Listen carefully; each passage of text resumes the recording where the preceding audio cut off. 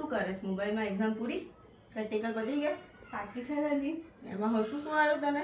આ તો મમ્મી થોડી વાર તો ફોન જોવા દો. કેટલો ટાઈમ લેવાનો કીધો છે મેં મોબાઈલ તને દિવસમાં? અડધો જ કલાક ખાલી. હા તો આ મિનિટો એમાંથી કટ થઈ જશે. ઓકે? ઓ ના ના ના હું મૂકી દઉં લો, બસ નહીં જોઉં મને. પ્રેક્ટિકલ છે નહીં કાલે? છે ને. હા તો અરે બી પોઝિટિવ મમ્મી, કાલના બે હારા ગયા, આજનું સારું ગયું, આવતીકાલનું બી સારું જશે.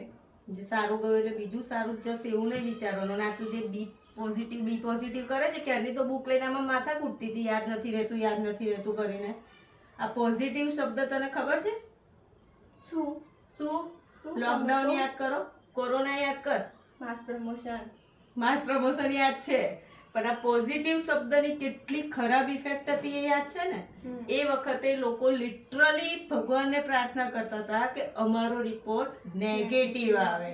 એટલે દરેક વખતે પોઝિટિવ શબ્દને પોઝિટિવ લેવાનો નહીં. પોઝિટિવ શબ્દની જોડે માત્ર ને માત્ર કોન્ફિડન્સ લેવલને જોડવાનું. ઓકે. ઓવર કોન્ફિડન્સ નહીં કે કાલે સારું ગયું છે એટલે કાલે સારું જ જશે એમ.